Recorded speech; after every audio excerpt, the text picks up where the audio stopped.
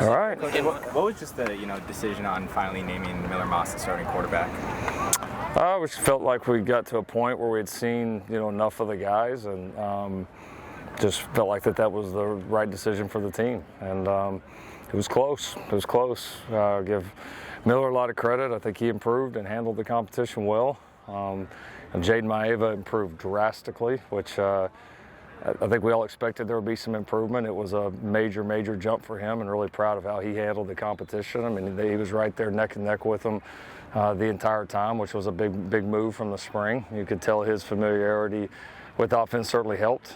Jake Jensen continues to do some nice things. Has been a just great guy in the room, but just consistently, Miller was still the best, and still the guy that we feel like gives this team the best chance to win and play well. And he's built off the momentum from the bowl game and from spring, and I think is playing at a high level and has done it very consistently. And I think it's his consistency every day as a player, as a leader, operating the offense that is certainly part of what makes him the player that he is. If Miller ever wasn't available for any reason, just how comfortable are you at this point with Jaden? Extremely, extremely comfortable. I mean, I'd go play anybody with him. The way that he practiced and competed, and he's a talented kid. He's got a really bright future here. There's no doubt about that. It was a great battle, and that's typically the rooms I've been in when there are great battles. It makes both guys better, and I think you could certainly say that about this competition. Right guard seemed like the other open battle the main open battle on offense. In terms of that, do you feel like you have clarity on that? We're getting it.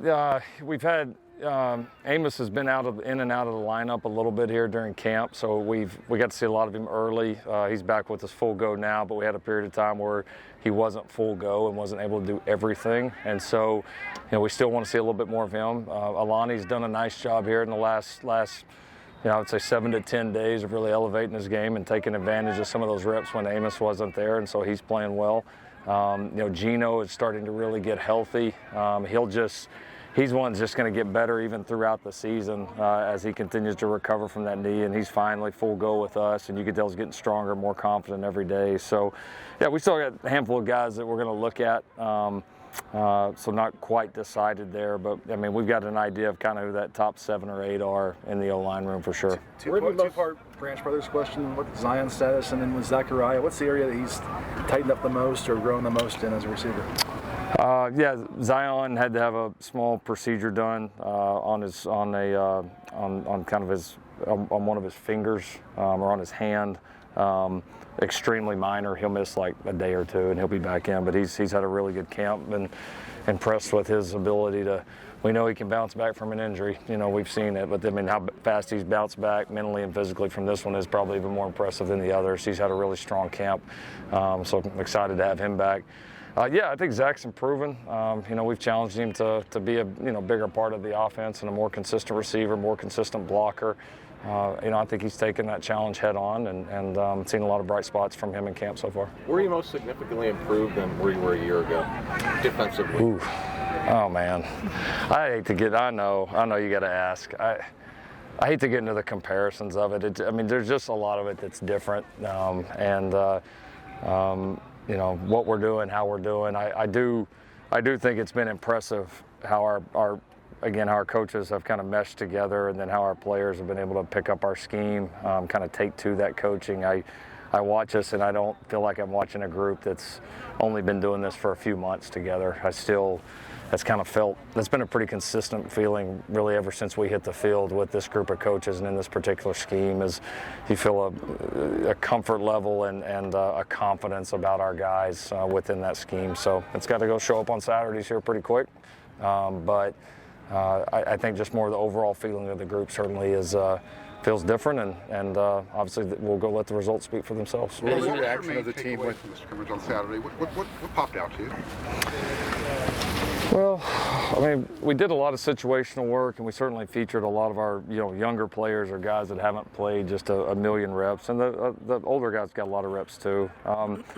It was honestly just kind of like it's been before. It's the majority of our practices. It was a lot of back and forth. I think that's kind of how this whole camp has been. It's like it's not even really one team dominates a day very often. It's kind of this period, then that period, and then this period. It's back and forth, and so it has been very competitive. I think the you feel on the field the size difference in this team.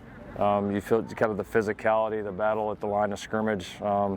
Absolutely feels different, and I think anytime we get on the field together in a team or like scrimmage scenario, I certainly feel that. It's been a few years since you've had an official special teams coordinator on staff, just with that title change for Ryan Doherty and then also for Taylor Mays and Zach Crabtree. Just what went into that and with each of those three guys? Yeah, Ryan's been with me for a long time. He's been loyal. We've coached together for a long time. He's done a great job everywhere he's been, and now with the new rule change, he's able to do more than he ever has. And so he's always had a big role special teams wise. He hasn't, he hasn't been the one calling it on game day and been able to coach the guys, but he's certainly had a big role behind the scenes in terms of, the specialists that we recruit, breaking down opponents, making suggestions and recommendations from a scheme standpoint, during the week. And now, he's certainly become more active in the coaching with this new role. I mean, he's more heavily involved, and we think that's an advantage for us because he's really good at what he does. So he deserves it. Honestly, a long time coming for him.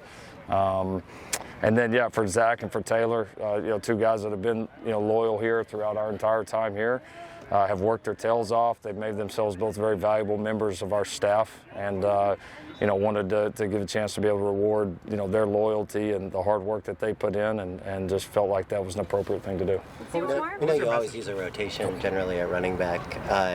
We haven't asked you a ton about the running back room. How do you feel like that rotation makeup? How do you feel about that going into these next couple weeks? Yeah, it'll be interesting. It's always the toughest one to evaluate, because you're not going a million live snaps, and that's one of those positions it's a little tough to eval when it's not straight live. But I mean, I think Woody, I think has asserted himself as a starter. But I think Quentin is certainly firmly in the mix, and will certainly get an opportunity to play a bunch. And we like the other two quite a bit. I mean, I can absolutely see a scenario for both Amarian and Brian Jackson to contributing majorly to this team. I mean, we feel very good about those four. We feel like we have four contributors, and we know.